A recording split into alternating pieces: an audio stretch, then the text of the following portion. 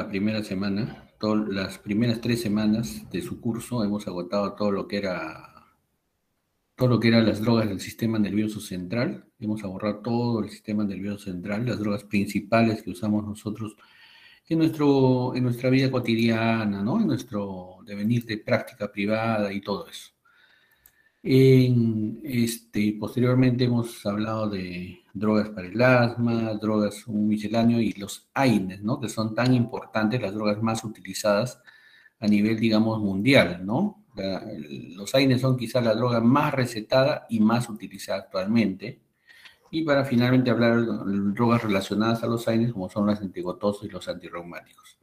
Para culminar esta unidad, vamos a tocar dos grupos farmacológicos muy importantes para ustedes, sobre todo por el manejo actual que se está dando.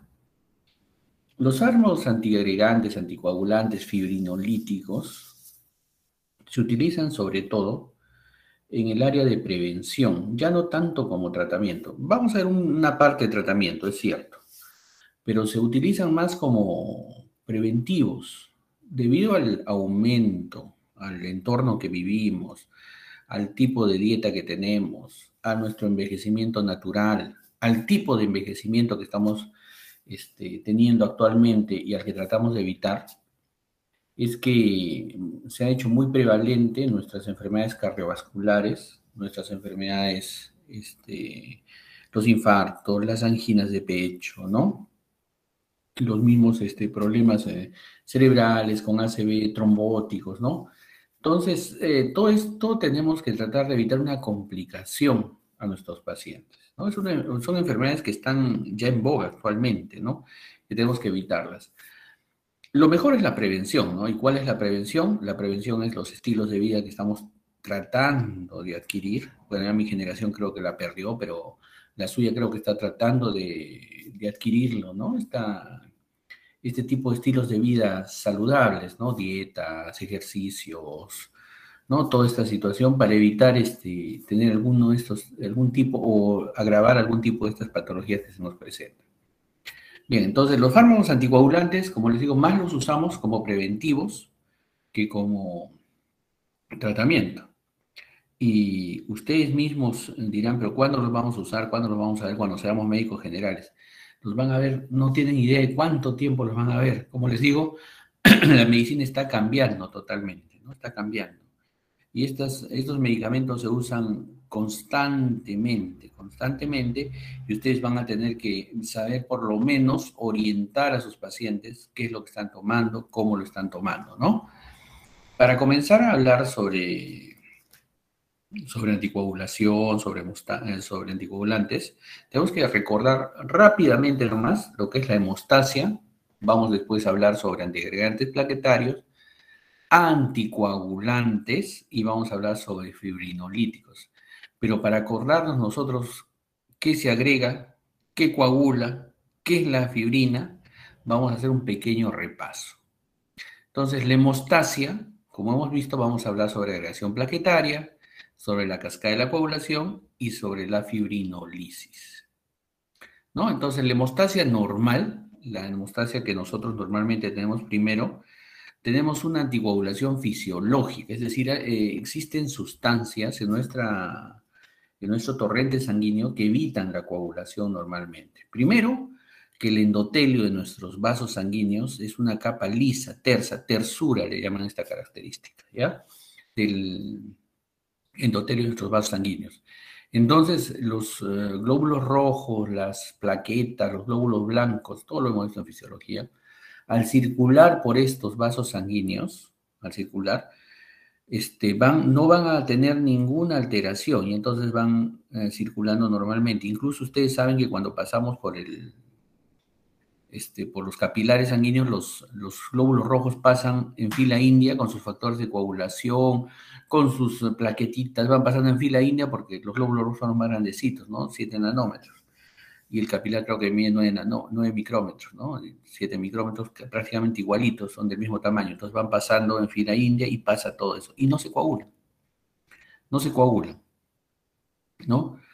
Pero cuando, por ejemplo, pasa alguna situación en la que hay una contracción vascular, una ruptura del vaso, entonces lo primero que hace el vaso sanguíneo es contraerse, ¿no? Por sus fibras elásticas que tiene, se contrae. Y al contraerse y pegar sus paredes, trata de evitar que el sangrado continúe. Después de eso, viene un tapón plaquetario, es decir, viene la plaqueta, ese agujerito que se abrió, que se lesionó el vaso, entonces viene y trata de la plaqueta formar, mediante vamos a ver varias enzimas, trata de formar una plaqueta, un tapón plaquetario, un tapón blanco. Y esa misma plaqueta, mediante las enzimas, mediante los mediadores humorales que libera, va a llamar factores de coagulación. Y estos factores de coagulación van a tener como corolario que van a formar fibrina. Y como hemos visto cuando hicimos Fisiología 1, qué lejano suena, ¿no? El primer capítulo de Fisiología 1 que lo hicieron en marzo del 2021, en medio de la pandemia, ustedes recuerdan que habíamos hablado de retroalimentación positiva, ¿no es cierto? El feedback positivo. Pues bien, estos factores de coagulación nos producen un feedback positivo, ¿sí? Un feedback positivo. Y este feedback positivo hace que el coágulo crezca indeterminadamente, indefinidamente. Sin embargo, tenemos factores también sanguíneos que producen que esta fibrina que va formando el coágulo y que va creciendo, se rompa y se llama fibrinolisis. La fibrinolisis es la encargada de modelar ese coágulo y que se quede un taponcito suficiente para tapar ese agujerito que se formó y no nos ocluya todo el vaso sanguíneo. Bien, entonces, esto es básicamente lo que es la coagulación, ¿no? Primero viene, muy aparte de las características de los vasos sanguíneos, la tersura del endotelio, primero cuando viene una injuria, una ruptura del vaso, viene la contracción, ¿no es cierto? El reflejo de vasoconstricción por los tejidos elásticos que tiene el vaso sanguíneo. Después de eso, vienen las plaquetas y se adhieren las plaquetas, ¿no es cierto? Entonces, estas plaquetas que se adhieren a ese agujerito, ¿no? Se adhieren generalmente porque son liberados, al romperse el endotelio, son liberados mediadores. Estos mediadores humorales, los vamos a ir viendo poco a poco ahorita, estos mediadores humorales jalan la plaqueta, la llaman y la adhieren a ese agujerito. Estas plaquetas se distorsionan y comienzan a secretar sustancias que ya las hemos conocido cuando hemos visto AINES, ¿no? Liberan ADP, liberan tromboxano A2, ¿no? Y este tromboxano A2, ADP, se encargan de llamar más plaquetas. Estas plaquetas se van agregando encima del tapón plaquetario de las primeras que se adhirieron. Se van agregando plaquetas, forman un tapón ya blanco, como decía, plaquetario, ¿no? Pero después de eso, entonces se agregan casi al mismo tiempo los factores tisulares, factores de coagulación, que hemos visto las dos cascadas de la coagulación cuando hicimos Fisiología 2, ¿no? Fisiología 1 hicimos, las cascadas de la coagulación, un poquito más con este tiempo también. Hicimos la cascada de la coagulación, y la cascada de la coagulación permitía que se vaya formando un factor intrínseco, factor extrínseco, vienen las dos cascadas, y ambas cascadas cierran con trombina, y la trombina finalmente forma fibrina, ¿no? Y la fibrina es una red que atrapa glóbulos rojos, atrapa glóbulos blancos, atrapa todo lo que se cruza para meterlo ahí y taponar bien el agujero que se formó. Esto podría crecer indeterminadamente como un feedback positivo si es que no tenemos factores fibrinolíticos. Entonces, este factor fibrinolítico, lo que hace es romper la fibrina, modelarla y permitir que solo se quede lo necesario, ¿no? Entonces, aquí vamos a ir hablando poco a poco de estos factores, ¿ya? Entonces, creo que ya está claro más o menos a dónde queremos dirigirnos, ¿no? Entonces, hay factores procoagulantes y factores anticoagulantes. La anticoagulación fisiológica, les voy a reiterar, ¿Qué cosa evita que se peguen las plaquetas normalmente? ¿Qué cosa evita que se peguen las plaquetas normalmente? ¿Qué cosa hace que las plaquetas circulen y no se peguen al endotelio y digan, acá voy a comenzar a agregarme? Y comienza todo el cuento del coágulo. Tenemos la tersura, como lo reitero, tenemos el óxido nítrico, que es un excelente vasodilatador, la prostaglandina 2, que les hemos visto, que las hemos visto cuando hemos hecho AINES, cómo se inhiben, ¿no es cierto? Entonces, todos esos son antiagregantes plaquetarios. Y los anticoagulantes plaquetarios, los anticoagulantes que alteran el factor de la coagulación, los fisiológicos, los que siempre circulan para evitar que se formen coágulos, es la trombomodulina, la antitrombina 3 y la proteína C activada, la proteína C activada. ¿Ya? Estos tres elementos evitan que se forme el coágulo, que la cascada de coagulación llegue hasta el final. Finalmente, cuando se forma la fibrina, también tenemos elementos que van a modularlo. El factor activador del plasminógeno, que se dice TPA, y el factor activador del plasminógeno, que finalmente va a activar a la plasmina. O sea, se le da estos dos nombres, sin embargo, es como una cadena. El factor activador del plasminógeno va a activar la plasmina. Lo vamos a ver unas diapositivas más adelante. Son también anticoagulantes fisiológicos. Siempre están en nuestra circulación, siempre. ¿Y quiénes hacen la balanza al favor de la coagulación? Para que se agreguen las plaquetas, existen una serie de proteínas, ¿ya?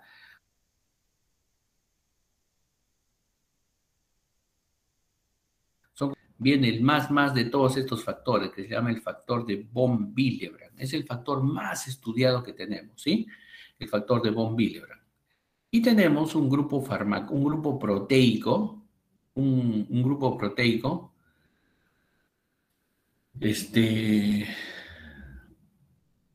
un grupo proteico que es las integrinas 2B3A. Son un grupo de integrinas, pero esta básicamente las integrinas 2B3A, ¿sí? El factor procoagulante, ¿sí? El factor tisular, que está circulando también en el endotelio, y cuando se lesiona comienza una cascada de la coagulación, ¿no? La cascada de la coagulación. Y también inhibidores del factor activador del plasminógeno y antiplasmina que inhibe la plasmina, que eran los que producían la fibrinolisis, ¿se acuerdan? Entonces ahora hay inhibidores de la fibrinolisis. Espero que estemos siguiendo para que no haya problemas, porque lo de las drogas es lo de menos ahora, ya saben más o menos dónde queremos dirigirnos. Entonces, vamos a hablar de la agregación plaquetaria. Entonces, ¿qué es lo que pasa con la agregación plaquetaria? Se rompe el endotelio y al romperse el endotelio se liberan dos factores. El factor de von Willebrand, ¿sí? Y se liberan las integrinas 2B3A, ¿ya? 2B3A. Entonces, el factor de von Willebrand, que está en el mismo endotelio, llama a las plaquetas y las adhiere, ¿ya? Y la integrina 2B3A comienza a agregar las plaquetas, es decir, pega una plaqueta con otra, un cemento, las altera las membranas de las plaquetas, la integrina 2B3A las altera las membranas de las plaquetas y comenzamos a liberar sustancias que están dentro de la plaqueta. Y estas sustancias que están dentro de la plaqueta son las que finalmente van a hacer que se agregan. ¿Quiénes son las sustancias que están dentro de la plaqueta? El ADP, el tromboxano A2, el factor 5, la trombostendina, etcétera, ¿no es cierto? La fibronectina, todo eso. Entonces, estas sustancias toditas ayudan a que se vayan pegando las plaquetas unas con otras. Entonces, ahí tenemos ya dos blancos, ¿no es cierto? El factor de von Willebrand y el factor. Entonces, ¿cuándo se agrega la plaqueta? Cuando hay un daño en el endotelio. Puede ser una lesión o puede ser una. ¿Cuál es el daño más común? El más común que tenemos. Los ateromas, ¿no? ¿Se acuerdan cuando hemos visto fisiología cardiovascular? ¿Se acuerdan cuando hicimos circulación coronaria? Se formaban ateromas, por ejemplo, ¿no es cierto? Los ateromas se formaban, cerraban la pared, ¿sí? Del vaso coronario. Son como especie de grasa, pero ya endurecida, pero inestable. Entonces, cuando hay una circulación más rápida, se rompe el número de Reynolds y todo ese cuento, se rompe la pared del ateroma, se rompe la pared del ateroma, ¿sí? Y al romperse la pared del ateroma genera una liberación también del factor de von Willebrand y viene el factor de coagulación y comienza a cerrarse. Ahí es donde se forman los infartos, porque ese coágulo se forma tan rápido que ocluye rápidamente a la arteria coronaria. Y al ocluir la arteria coronaria no va a haber circulación, se muere el pedazo del miocardio y adiós, ¿no es cierto? Entonces, ahora entienden cuál es la importancia de los factores de coagulación, sí, ¿no es cierto? Y entonces vamos a ver también la importancia de los anticoagulantes. Entonces, la coagulación en sí tiene dos vías, ¿no es cierto? La vía extrínseca que comienza con el factor 12 y la vía intrínseca que comienza con el factor 7. No, perdón, el factor intrínseco que activa el factor 7. Ambas vías van a acabar en el factor 10, ¿no es cierto? El factor 10. Miren, nosotros estamos yendo desde si se ven arriba el vaso lesionado y el vaso lesionado arriba, nosotros estamos observando que tiene vasoconstricción y después hay la agregación plaquetaria, ¿no es cierto?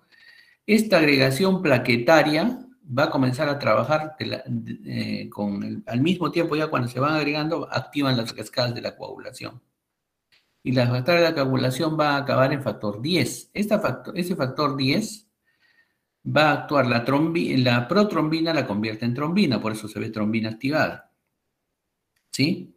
Y esta trombina, estamos hablando a grosso modo ahorita de la coagulación, ¿eh? Y esta trombina activada lo que va a hacer que el fibrinógeno que normalmente había en la sangre se va a convertir en fibrina, ¿sí?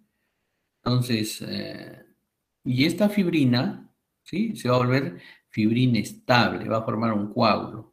Pero para que no se forme el coágulo y ocluye el vaso sanguíneo y no crezca en forma indefinida, tenemos al factor activador del plasminógeno que va a convertirse en plasmina y la plasmina va a romper la fibrina y lo va a modelar el coágulo. Creo que ya está más claro ahí, ¿no? Entonces tenemos que tener un equilibrio para la formación de la fibrina, ¿no? Con los procoagulantes, que es todo lo que hemos visto, ¿no? Y los anticoagulantes, ¿no? ¿Cuáles son los procoagulantes? Todo el complejo proteico de los factores de coagulación, la trombina y el fibrinógeno. Y los factores anticoagulantes tenemos el factor inhibidor tisular, la proteína C, la proteína S, la trombomodulina, la antitrombina 3, ¿no? Y tenemos también, en la fibrina tenemos sus factores procoagulantes, ¿no? El factor activador del plasminógeno, etc., plasmina, y los factores anticoagulantes, el factor activador del plasminógeno, la plasmina, y procoagulantes, los que inhiben a la plasmina, ¿no? Los inhibidores del factor activador del plasminógeno, etc. Entonces, si vamos a ver al final, ¿qué es lo que tenemos que evitar? Estamos haciendo un repaso de fisiología, ¿no es cierto? ¿Qué es lo que tenemos que evitar? Tenemos que evitar que la fibrina haga crecer eternamente ese coágulo hasta que ocluye el vaso sanguíneo. Esto lo modelamos rompiendo los enlaces de la fibrina. ¿Y quién lo hace? La plasmina. Entonces, la plasmina tiene un factor activador del plasminógeno, ¿ya? Este factor activador del plasminógeno convierte al plasminógeno en plasmina. ¿Dónde se genera el plasminógeno? En el hígado, ¿ya? Lo convierte al plasminógeno en plasmina. Y esta plasmina es la que va a ir y va a romper los enlaces de la fibrina, va a ser una fibrinolítica. Ahora, ¿tenemos medicamentos que hagan esta función? Van a ver ahorita. Y son los medicamentos salvavidas, ¿no? Actualmente. Entonces, vamos a tener 3 tipos de medicamentos que vamos a hablar hoy día: antiplaquetarios, anticoagulantes y fibrinolíticos. ¿Qué utilidad le van a dar ustedes? Ustedes le van a dar la utilidad como preventivos. Sin embargo, cuando hagan su internado, cuando hagan su especialidad, se van a dar cuenta que algunos de ellos, como los fibrinolíticos, que son los que finalmente van a deshacer el coágulo, pueden servirnos como tratamiento y salvavidas de un paciente que se está infartando, que tiene un trombo en el cerebro, ¿no? Y que hay que romperlo rápidamente. Entonces, 3 grupos farmacológicos, 3 grupos que congregan a varios tipos farmacológicos, ya varias familias farmacológicas. Primero vamos a hablar entonces de la función plaquetaria. ¿Quiénes inhiben la función plaquetaria? Primero, la función plaquetaria tiene que adherirse, ¿no es cierto? Factor de von Willebrand, integrinas, ¿no? La agregación con la integrina 2A3B, como hemos visto, las sustancias que al agregarse alteran la membrana de la plaqueta y se liberan tromboxano A2, ADP, hidroxitriptamina, o sea, serotonina, ¿no? Entonces, todo esto activa también a la coagulación y activa la trombina. Entonces, ¿qué es lo que pasa? Se lesiona el vaso, al lesionarse el vaso se libera el factor de von Willebrand, el factor de von Willebrand agrega las plaquetas, al agregar las plaquetas, lo que hace es traer nuestro complejo 2B3A, el complejo 2B3A disgrega, ¿no? Va disgregando todo y se van generando sustancias como el ADP, el tromboxano A2, todo eso, ¿no? Y aparte, el complejo 2B3A también atrae los factores de coagulación para formar fibrina y fibrinógeno para que se junten más las plaquetas, ¿no? Entonces, tenemos sustancias que adhieren y que agregan las plaquetas. ¿Esto cuándo pasa? Cuando el vaso se lesiona, cuando se rompe el vaso o cuando, por ejemplo, hay una lesión en el endotelio de los ateromas, ¿no? Que les estoy comentando y que es muy peligroso. Por ejemplo, hay un golpe en la pierna, es muy común esto, hay un golpe en la pierna. O la sangre está mucho tiempo, está estancada. Por ejemplo, estoy echado mucho tiempo, estoy sentado mucho tiempo, ¿no? Y en mi sangre se van ganando los factores de procoagulación, que ustedes saben que siempre existen, a los factores de anticoagulación, le van ganando la batalla. Entonces yo me paro y un trombo que se ha formado sale de mis piernas y se puede ir al pulmón, se puede ir al corazón, se puede ir al cerebro, ¿no? Entonces,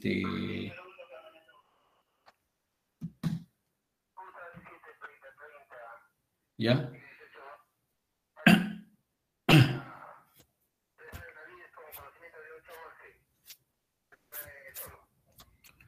Bien, entonces.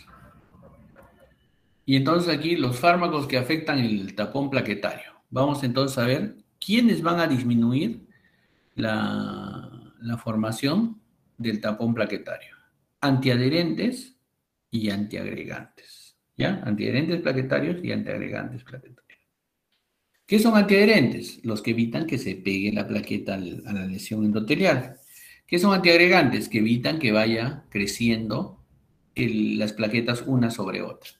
Acá tenemos exactamente acá tenemos cómo se va formando en la imagen un tapón plaquetario y cómo va cerrando el diámetro, el lumen del vaso sanguíneo, ¿no? Es muy, muy peligroso cuando tenemos, aparte de este coágulo, tenemos un ateroma que ya cerró la mitad del vaso sanguíneo, o sea, se cierra rápidamente y puede producir cualquier alteración, un infarto, un ACV, todo eso. Entonces, para prevenir que pase eso, vamos a tener que evitar que se adhieran y se agreguen las plaquetas. Entonces ya usted está claro con ustedes, ¿no es cierto? Ya ahora sí está claro de que ustedes cuando tengan un paciente que tenga un antecedente de infarto, tenga un antecedente de ACV, tenga un antecedente que ha hecho embolismo pulmonar, tiene que anticoagularse. ¿Y cómo se va a anticoagular? Le da un antiadherente o antiagregante plaquetario justamente para evitar que este paciente vuelva a coagular y pueda volver a tener algún riesgo. Entonces seguramente van a acordarse en los veladores de sus papás, de sus abuelitos, de sus tíos. Hay aspirina, ¿qué más había? Van a decir, ¿no? Para ver qué es lo que estaban tomando. Pues bueno, ¿cómo son estos antiplaquetarios? ¿De dónde sale el tromboxano A2, el ADP, las prostaglandinas? Salen del, del ácido araquidónico, ¿no? De la membrana celular, ¿sí? ¿Se acuerdan eso? Eso hemos visto cuando hemos hecho la semana pasada AINES, ¿sí? Y este tromboxano A2, ¿qué es lo que hace? Produce una vasoconstricción y produce agregación de la plaqueta. Entonces, si nosotros queremos evitar que este tromboxano A2 agregue plaquetas en un paciente que ya tuvo un antecedente no muy bueno de un infarto o unas veces lo que estamos tratando, entonces lo que vamos a hacer nosotros es darle un antiagregante que inhiba el tromboxano A2, inhiba las prostaglandinas. Si el ácido araquidónico, mediante la ciclooxigenasa, formaba la prostaglandina y tromboxano A2, entonces, ¿qué tenemos que hacer? Evitar que la ciclooxigenasa trabaje en esa zona. ¿Quiénes evitan que la ciclooxigenasa trabaje en esa zona? Los AINES, pero no todos los AINES, ¿no es cierto? Bueno, todos los AINES trabajan, pero,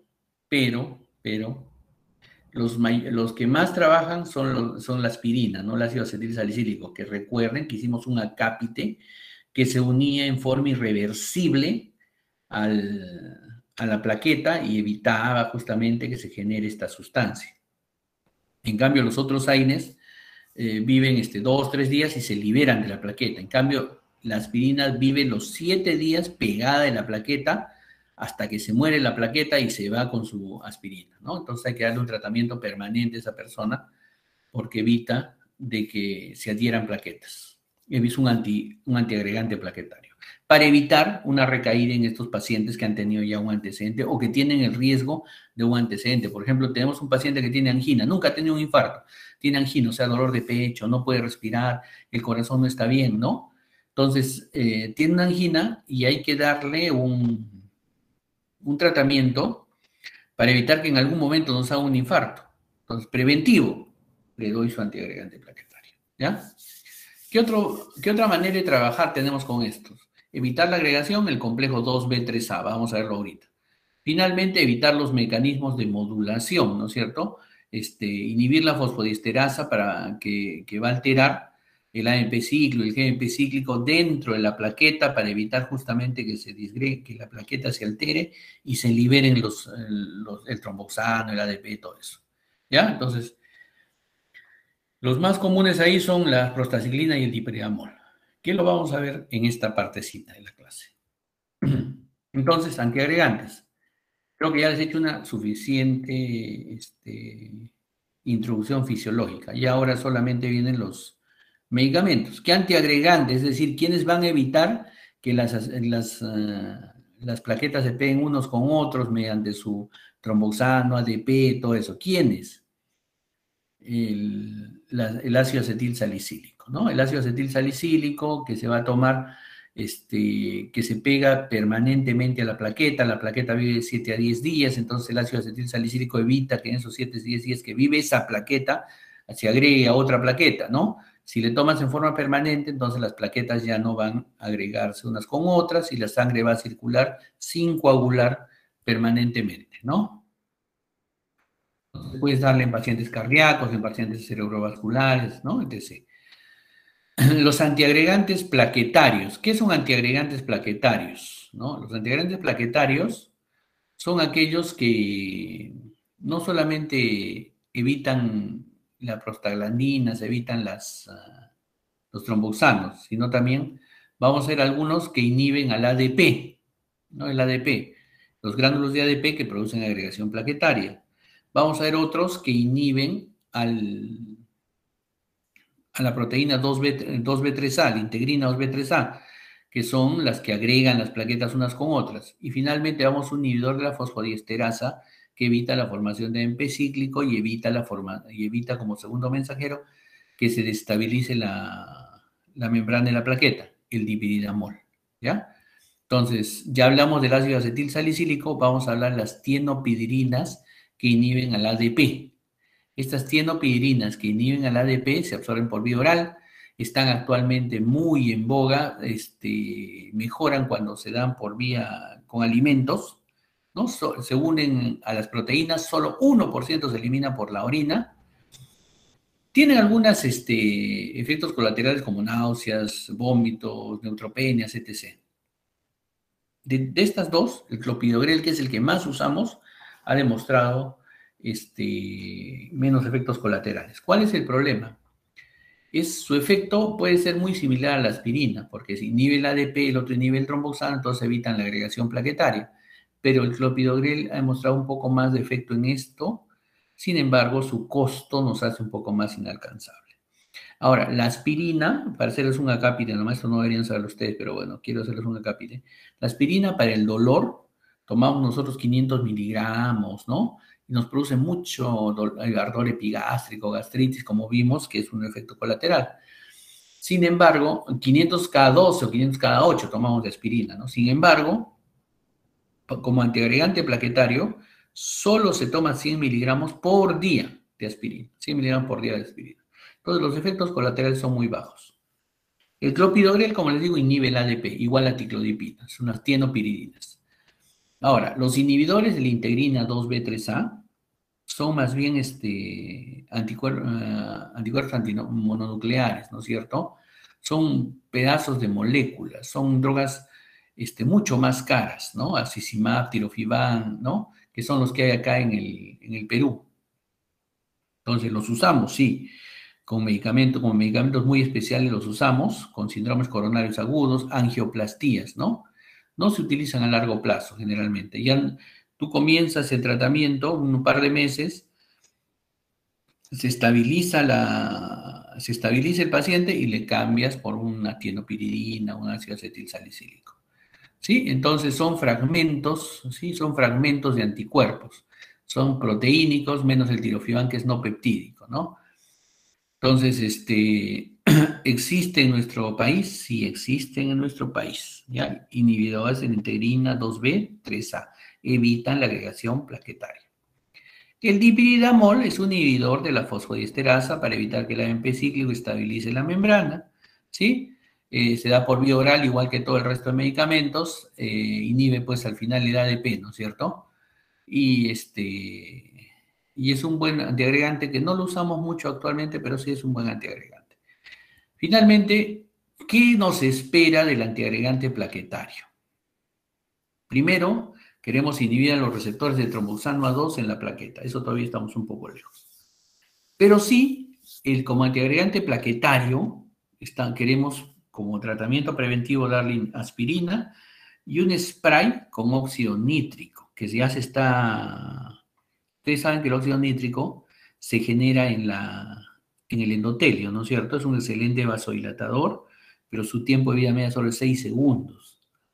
Entonces, pero se genera normalmente con nosotros. Entonces, se está tratando ya de forma experimental, darle inhaladores de óxido nítrico, más su aspirina, un paciente va a tener un futuro mucho más tranquilo, mucho mejor. Bien, hasta ahí los antiagregantes plaquetarios. Los anticoagulantes. Los anticoagulantes tenemos de dos tipos, anticoagulantes orales y anticoagulantes parenterales. Los anticoagulantes orales le damos cuando el paciente ya ha tenido el cuadro, ya ha salido del cuadro agudo, es un paciente en bastante riesgo, entonces hay que darle permanentemente un tratamiento. ¿Qué diferencia hay entre anticoagulantes orales y los antiagregantes plaquetarios? Que los anticoagulantes orales o los anticoagulantes parenterales trabajan sobre la cascada de la coagulación, es decir, se está yendo a otra etapa, ¿no? Ya se agregó la plaqueta, correcto. Entonces ahora hay que darle un anticoagulante oral para romper o evitar que se forme el coágulo, ¿no? Y cuando normalmente los anticoagulantes orales se usan para evitar que se formen coágulos en pacientes que han tenido una patología previa ya de trombos, ¿no? Les vuelvo a reiterar, infartos, trombos pulmonares, trombos cerebrales, que son los más riesgosos. Son muy peligrosos, ¿no? Antes se usaban estos anticoagulantes orales. ¿Por qué le ponen una vaquita ahí? Porque se dieron cuenta que las vaquitas se morían, les daban para que generen leche, el medicamento, y después se dieron cuenta que comenzaron a morirse con hemorragias, ¿no? El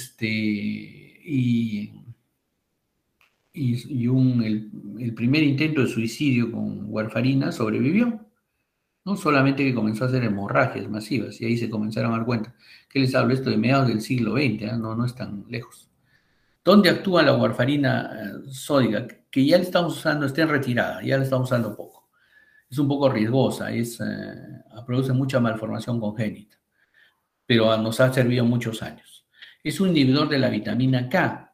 ¿Qué hace la vitamina K? La vitamina K actúa, lo hemos visto en fisiología, la vitamina K actúa en el hígado en el hígado, nos ayuda a madurar mediante la epóxido reductasa, estimula y ayuda a activar los factores de coagulación, 2, 7, 9, 10, que son factores de coagulación que se generan en el hígado, ¿no es cierto? Entonces, estos factores de coagulación, mediante la vitamina K con su epóxido reductasa, se activan y pueden servirnos como anticoagulantes, ¿ya? Como anticoagulantes.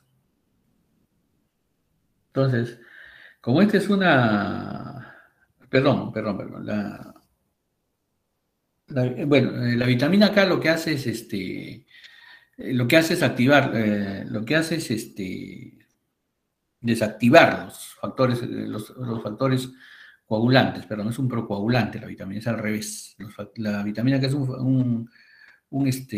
inhibe a la epóxido reductasa, ¿ya? Y al inhibir la epóxido reductasa, entonces disminuye la acción de los factores de coagulación. Me distraje un momento. Ahora, los factores de coagulación, si tú le das vitamina K, se mantienen estables, pero cuando le quitas la vitamina K, los factores se activan y comienzan a anticoagular mucho, ¿no? Comienza a anticoagular.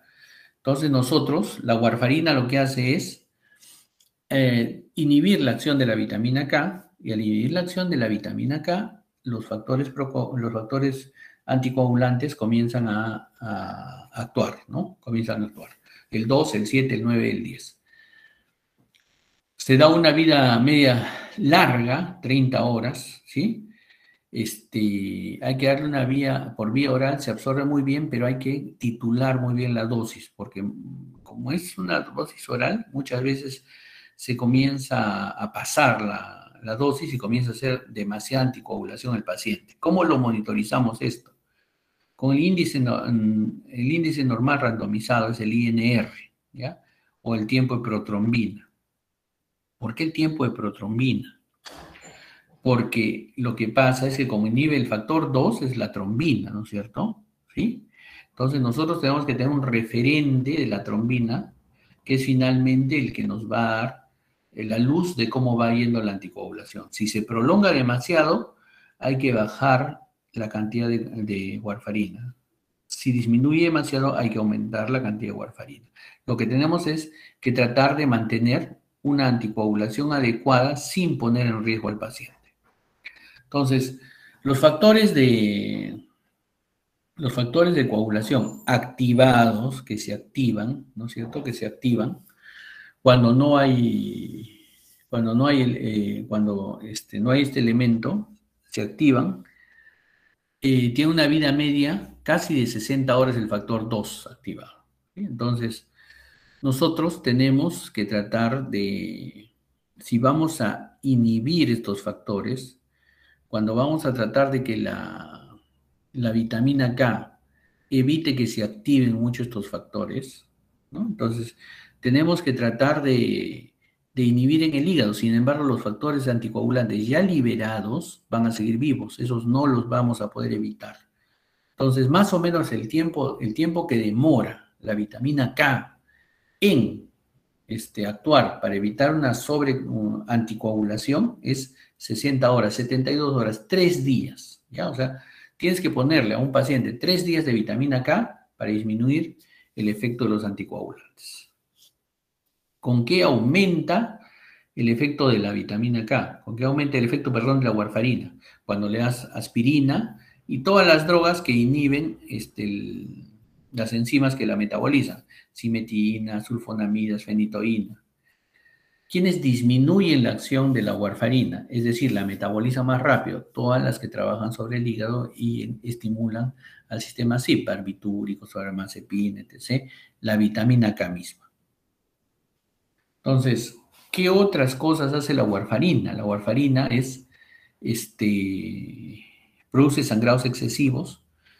Si tú le das una dosis alta, puede sangrar tanto, o sea, hay un descuido y puede hacerte un ACV hemorrágico, una hemorragia severa, ¿no es cierto? En los niños produce malformaciones óseas, puede producir, como en la imagen, una necrosis cutánea. Otros anticoagulantes orales, que estamos hablando orales, que le vamos a dar ambulatoriamente al paciente, Y ya no inhiben los factores de coagulación de del hígado, sino lo que hacen es inhibir directamente la trombina, que es el factor 2, ¿no es cierto? El factor 2. Recordemos nuevamente nuestro sistema de coagulación, ¿sí? Vía extrínseca, vía intrínseca, ¿no? La vía extrínseca con el factor tisular, ¿sí? Pero ambos mueren en el factor 10, ¿no? Y el factor 10 activado nos va a activar finalmente a la trombina, que va a convertir al fibrinógeno en fibrina, ¿sí? Y este nos va a estabilizar la membrana. Sin embargo, tenemos también antifibrinolíticos que van a romper esa fibrina para que no vaya no crezca demasiado el coágulo. Entonces, otro anticoagulante es, vamos a hablar un ratito, se me ha pasado esta lámina, este es un anticoagulante parenteral igual. Este anticoagulante parenteral, la heparina, el más conocido de todos, extraído también de la vaca. Este anticoagulante trabaja sobre el factor 10, ¿ya? Y también trabaja sobre la antitrombina 3. ¿Cuál es la antitrombina 3? La antitrombina 3 es, digamos, un factor que inhibe a la trombina. La inhibe a la trombina. Entonces evita que la trombina se active muy fácilmente y pueda convertir fibrinógeno en fibrina. Entonces, la heparina trabaja en estos dos sitios, factor 10 y antitrombina 3. Sin embargo, esta heparina tiene un tiempo de vida media, pues es un glucosaminógeno natural, ¿no? Trabaja más o menos 6 horas. Sin embargo, debido a que había que ponerle cada 6 horas a los pacientes, ¿no? Entonces se idearon heparinas, la llamamos de bajo peso molecular, es decir, sacaron de la cadena de heparinas, sacaron fragmentos y las probaron. Estos fragmentos son de bajo peso molecular. Estos fragmentos son de bajo peso molecular, ¿no? Estos fragmentos que son de bajo peso molecular,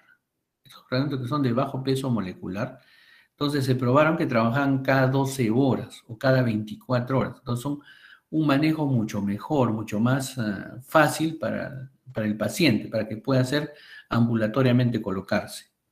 Ambos, tanto la heparina como las heparinas de bajo peso molecular, se colocan por vía subcutánea. Sin embargo, esta heparina también puede colocarse, la normal puede colocarse por vía endovenosa. Entonces, ¿qué mecanismo de acción tiene la heparina? La heparina normalmente se une a la antitrombina 3 y con la antitrombina 3 se une a la trombina y también estimula la unión de la antitrombina con la trombina, ¿no? Estimula, la pega más y se une al factor 10, lo inactiva el factor 10 y eso evita por dos lados la anticoagulación. ¿Qué hacen las heparinas de bajo peso molecular? Básicamente se pegan al factor 10 nada más, ¿ya? Sin embargo, como hemos visto, es la vía final común y esto va a hacer de que haya una anticoagulación permanente. Entonces, la heparina se une a la antitrombina 3, la antitrombina 3 se une a la trombina y evita la coagulación. La heparina no fraccionada, la grande normal, vuelvo a reiterar, tiene un peso molecular alto, ¿no? Alto, hasta 30 kilodaltons. En cambio, la heparina de bajo peso molecular de cualquier marca se unen poco a la antitrombina 3, pero más actúan sobre el factor 10 y solamente tiene de 3 a 9 kilodaltons. La no fraccionada tiene un tiempo de vida media de 6 horas. La fraccionada, la de bajo peso molecular, puede vivir 12 hasta 24 horas. Entonces, es mucho más fácil usarlo en forma ambulatoria la heparina de bajo peso molecular, ¿ya? La heparina de bajo peso molecular se usa una sola vez al día, la heparina la no fraccionada se usa más continuamente. Entonces, esta heparina no se puede dar por vía oral, ¿ya? Se metaboliza, no pasa la barrera, no pasa la mucosa gástrica. Tampoco atraviesa la placenta, la heparina, ¿sí? Entonces lo usamos principalmente para evitar trombos venosos, cuando tenemos pacientes echados mucho tiempo, como les decía, el encharcamiento de la sangre puede producir la generación de la generación de trombos, ¿no? Entonces, la heparina puede producir mucha toxicidad también. Ese es un gran problema. Por eso es que se idearon las heparinas de bajo peso molecular, porque producía osteoporosis, leucopenias, plaquetopenias, inhibía la aldosterona, etc. ¿Cuál es el antídoto? Si yo me paso con la dosis de la heparina, tengo un antídoto, que es la protamina. Sin embargo, la protamina hay que darle solamente si te pasaste, si el paciente está demasiado anticoagulado, ¿no? Y hay que tener cierto cuidado, cierto riesgo y mucho conocimiento del manejo porque puede producir un efecto paradójico. Es decir, tú le das más dosis de la necesaria y comienza a producirte una coagulación mayor, una anticoagulación mayor. ¿Dónde no le doy heparina? Cuando es alérgico a la heparina, cuando nos ha probado que tiene hemofilia, o sea, cualquier patología que pueda producirnos sangrado previo, hemofilia, trombocitopenia, púrpura, etc. Cualquier enfermedad cardiovascular que tenga que ver con el aumento de la presión arterial, porque al aumentar la presión arterial se puede romper un vaso y lo tienes heparinizado al paciente o anticoagulado, y va a sangrar y nadie va a parar ese sangrado, ¿no? Puede producir lesiones, hemorragias gastrointestinales, ¿no? Puede producir alteraciones hepáticas, como le dice, con alteración de las transaminasas, etc. Puede producir amenaza de aborto. Entonces, acá tenemos más o menos un comparativo entre heparina de bajo peso molecular y la heparina normal. ¿Qué estamos usando ahora actualmente? Más heparina de bajo peso molecular, porque tiene una farmacocinética lineal, como les decía, se va a ir 24 horas, 12 horas, depende del tipo de heparina que le colocamos. No necesita mucho control de laboratorio porque sabemos cuánto es su tiempo de vida media, ¿no? Y ambos se usan pues para evitar lo mismo, ¿no? Que haya una procoagulación y que tengamos el riesgo de tener un coágulo en alguno de los órganos vitales que tenemos. Otro grupo de medicamentos que inhiben directamente la trombina también, por ejemplo, son los anticoagulantes como la lepirudina, ¿no? Que es una irudina. ¿Y dónde viene la irudina? Esto lo vamos a ver más poco a poco. Entonces, la irudina. ¿De dónde viene la irudina? La irudina es una proteína recombinante que se encontraba en la saliva de las sanguijuelas. ¿Dónde están las sanguijuelas? Las sanguijuelas están son bichos que se encuentran, insectos que se encuentran en los lagos, en las aguas estancadas, ¿no? Y cuando tú entras, sobre todo en Asia, ¿no? Cuando tú entras a esos pozos, esos lugares estancados, se te pegan y son hematófagos, ¿no? Se te pegan y comienzan a absorberte la sangre y no se coagula tu sangre, ¿no? Porque por eso pueden comer hasta reventar la sangre, de tanto comer tu sangre. Entonces, esta saliva de la sanguijuela se ha visto que tiene irudina, y esta irudina se ha recombinado y entonces se ha formado la droga que se llama lepirudina. ¿Ya? Y ¿dónde actúa esta lepirudina? Esta irudina actúa sobre el factor de la antitrombina 3, ¿no es cierto? Perdón, no lo usa la antitrombina 3, sino lo que hace es actúa con la trombina, pero no usa la antitrombina 3 como lo usa la heparina, sino simplemente se une y evita la acción de la trombina, ¿ya? De una vida media de 60 minutos y, bueno, se elimina por el riñón. El rivaroxaban es un inhibidor vía oral también, que se activa sobre el factor 10, ¿no es cierto? Estas ya son drogas usadas hace un par de años atrás, ya han comenzado a usarse mucho, ¿ya? Entonces, es igual, actúan sobre el factor 10, se da por vía oral y nos evita bastante la coagulación. El Dabigatran es el más usado ahorita, el Pradaxa es un medicamento conocidísimo actualmente en el mundo, igualmente actúa sobre el factor 10, ¿sí? Evita la acción y también actúa sobre la trombina. Y al actuar sobre ambos, entonces también evita la anticoagulación. ¿Ya? Evita la anticoagulación. Actualmente el dabigatran es más usado que la warfarina. Finalmente, para ir terminando la clase, vamos a hablar sobre la fibrinolisis. Es decir, nosotros ya hemos visto fármacos que actúan sobre los factores de coagulación, fármacos que actúan sobre la agregación plaquetaria. Ahora vamos a ver fármacos que actúan sobre la fibrina. ¿Sí? Entonces, ¿qué es la fibrina? La fibrina es el corolario de la cascada de coagulación cuando el fibrinógeno se convierte en fibrina y la fibrina forma la malla y atrapa todo y organiza el coágulo, ¿no es cierto? Entonces, pero para evitar que ocurra que este coágulo se organice totalmente, entonces nosotros tenemos la fibrinolisis. ¿Qué es la fibrinolisis? Es la ruptura de estas mallas de fibrina. ¿Quiénes la producen la fibrinolisis? Como les reiteraba, ¿no? El plasminógeno que se genera en el hígado tiene normalmente un factor activador de plasminógeno que se vuelve plasmina. Y esta plasmina, el fibrinógeno que existe también normalmente en el hígado, se va a volver fibrina, ¿no es cierto? Entonces, ¿qué es lo que tenemos que ver nosotros algunos? ¿Quiénes normalmente evitan que pase esto? El factor activador del plasminógeno y la plasmina, ¿sí? Nosotros hemos podido, el mundo entero, la humanidad ha podido producir, fabricar factor activador del plasminógeno exógeno, streptokinasa, uroquinasa, que ambos actúan inhibiendo la formación, ¿no es cierto? Inhibiendo, ¿sí? Que la plasmina metabolice haciendo que se produzca más plasmina, o sea, imitando el efecto de la plasmina, ¿sí?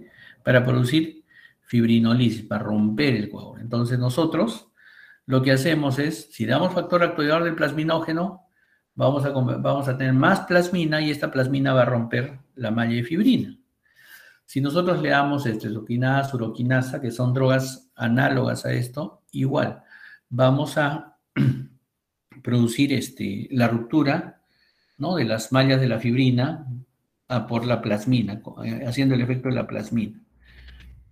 Entonces, nosotros lo que vamos a hacer es, vamos a activar en forma indirecta el plasminógeno para que se active plasmina y esta plasmina activada rompa, degrade la fibrina, ¿sí? Tenemos diferentes generaciones. De primera generación, el streptokinasa es una proteína extracelular, ¿sí? La segunda, según el plasminógeno, como les dije, y genera la degradación de la fibrina. Luego viene la uroquinasa, ¿no? Que es un activador exógeno también del plasminógeno, ¿sí? Y finalmente degrada la fibrina. Entonces, estreptokinasa y uroquinasa, primera generación. Segunda generación tenemos el factor activador del plasminógeno, tisular recombinante. Es una enzima, ¿no es cierto?, que activa directamente el plasminógeno para que se convierta a la plasmina, ¿sí? La anisteplasa, que también estamos usándolo ahora, ¿sí? Igual es lo mismo. Y los más modernos, que también tenemos aquí en el Perú y que lo tenemos en Tacna, es la reteplasa, ¿no es cierto? Una recombinante genética, ¿no? Que finalmente también estimula la plasmina para romper los enlaces de fibrina. ¿Cuándo usamos estos fibrinolíticos que son tan caros, ¿no? Tan caros? Estos fibrinolíticos que son tan caros los usamos, por ejemplo, si tú tienes un paciente que ha tenido un infarto agudo de miocardio, es un coágulo que está en las coronarias, hasta que pasen 6 horas para que se organice, para que se ponga duro, para que ya no puedas hacer nada, entonces antes de las 6 horas, si el paciente está vivo, puedes tratar de anticoagularlo totalmente, con los riesgos que trae la anticoagulación total. Al romper la fibrina, la sangre se anticoagula totalmente, entonces va a comenzar a circular de una manera que puede generarte puede generarte un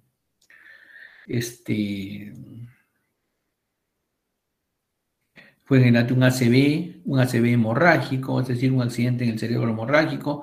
Por ahí tienes un golpe y el hematoma se hace inmenso. Entonces hay que tener mucho cuidado con el uso de esto y la indicación es netamente hospitalaria. O sea, que estamos hablando de esta última etapa, es netamente hospitalaria, ¿ya? Entonces pueden producir reacciones alérgicas, etc. Finalmente, y para terminar, cuando tiene muchos trastornos hemorrágicos, y aquí va, puede usar la vitamina K. Esto es ya al revés, ¿no es cierto?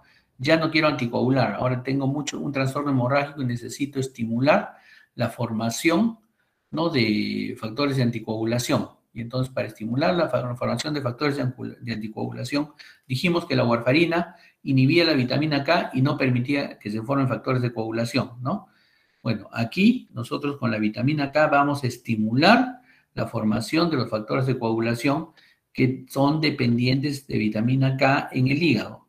Estimulamos el factor 2, 7, 9, 10, que son, digamos, los importantes en la vía final de coagulación.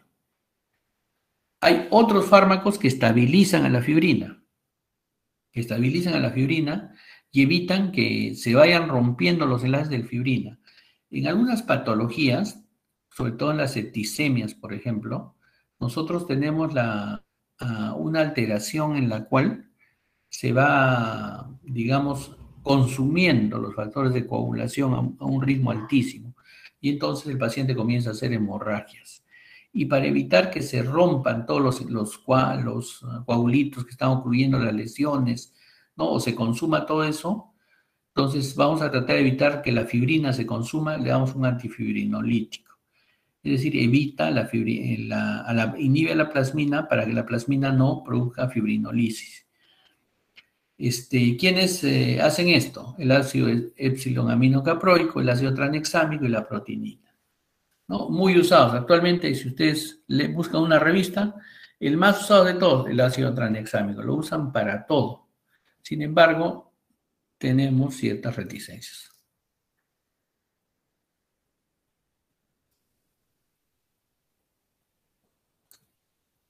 Bien, jóvenes, ¿alguna pregunta de los fármacos anticoagulantes? ¿Dudas?